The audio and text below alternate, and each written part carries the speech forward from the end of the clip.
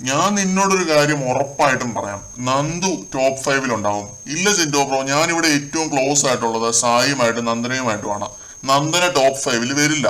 ഈ സമയത്ത് സായി ആ വഴിയോടെ വരുന്നുണ്ട്. അപ്പൊ പിന്നെ ജിൻഡോ പറയുന്നുണ്ട്, കണ്ടിന്യൂസ് ആയിട്ട് ഞാൻ ഇത്രയും നാള് നോമിനേഷനിൽ വന്നിട്ടുണ്ടായിരുന്നു. ഇനി അടുത്ത ആഴ്ച ഞാൻ എങ്ങനെയും ക്യാപ്റ്റൻസി പിടിക്കാൻ നോക്കുമെന്നൊരു കാര്യം പറയുന്നുണ്ട്.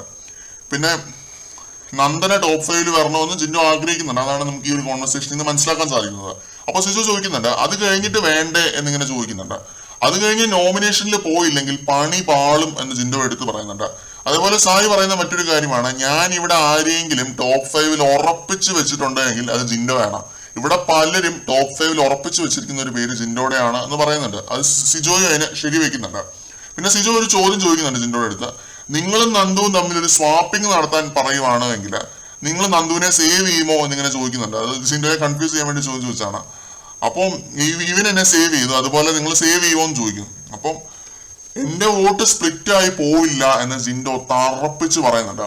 അതിബുദ്ധിമാനും സൂത്രശാലിയായിട്ടുള്ള ഒരു മനുഷ്യനാണ് ജിൻഡോ. ആ ഒരു ഒറ്റ ഡയലോഗിൽ നിന്ന് തന്നെ നമുക്ക് മനസ്സിലാക്കാം എന്റെ വോട്ട് സ്പ്ലിറ്റ് ആവില്ല.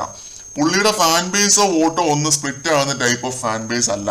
രതീഷ് ഉള്ളപ്പോ തന്നെ ജിൻഡോ കളത്തിലുണ്ട്. റോക്കി ഉള്ളപ്പോ കട്ടയ്ക്ക് തന്നെ മത്സരിച്ചിട്ടുണ്ട്. സിബിൻ ഉള്ളപ്പോഴും ആ മനുഷ്യൻ അവിടെ തന്നെ ഉണ്ടായിരുന്നു. ഗബ്രിയെ പുകച്ച് പുറത്താക്കിയതും ജിൻഡോ ആണെന്ന് തന്നെയാണ് ഞാൻ വിശ്വസിക്കുന്നത്. ജിൻഡോയ്ക്ക് ഉണ്ടായി വന്ന പ്രേക്ഷക പിന്തുണ സ്പ്ലിറ്റ് ആയി പോകാനായിരുന്നുവെങ്കിൽ ഏതേലും ഒരു പോയിന്റിൽ അത് സ്പ്ലിറ്റ് ആയി പോയേനെ. KGF ഒരു ഡയലോഗാണ് എനിക്ക് ഓർമ്മ വരുന്നത്, ഏതെങ്കിലും 2 റൗഡികളെ തല്ലി ഡോൺ ആയവനല്ല ജിൻഡോ. ജിൻഡോ തല്ലിയവരെല്ലാവരും റൗഡികളായിരുന്നു. പുള്ളിയുടെ കോൺഫിഡൻസ് നിങ്ങൾക്ക് വേണമെങ്കിൽ അഹങ്കാരമായിട്ടൊക്കെ കണക്കാക്കാം. പക്ഷെ അത് എങ്ങനെയാണ് ഉണ്ടായി വന്നതെന്ന് ഈ 70 ദിവസത്തിനടുത്ത് ലൈവ് കണ്ട നമ്മളെപ്പോലുള്ളവർക്കറിയാം. വട്ടപൂജ്യത്തിൽ നിന്നാണ് ജിൻഡോ ബിഗ് ബോസിൽ കളി തുടങ്ങിയത്. ഒരു ചായ പ്രശ്നത്തിൽ തുടങ്ങി ഇന്ന് ഇവിടം വരെ എത്തി നിൽക്കുന്നുണ്ട് ജിൻഡോ. അത് ജിൻഡോയുടെ വിജയം തന്നെയാണ്. ഇനി ഈ സീസണിന്റെ കപ്പ് ജിൻഡോ അടിച്ചില്ലെങ്കിൽ പോലും ഇതാണ് ജിൻഡോയുടെ വിജയം. പുള്ളിയുടെ കോൺഫിഡൻസും പുള്ളിയുടെ ആത്മവിശ്വാസമാണ് പുള്ളിയുടെ വിജയം. അതായിരുന്നു ഇവരുടെ ഈ ഒരു ചർച്ച.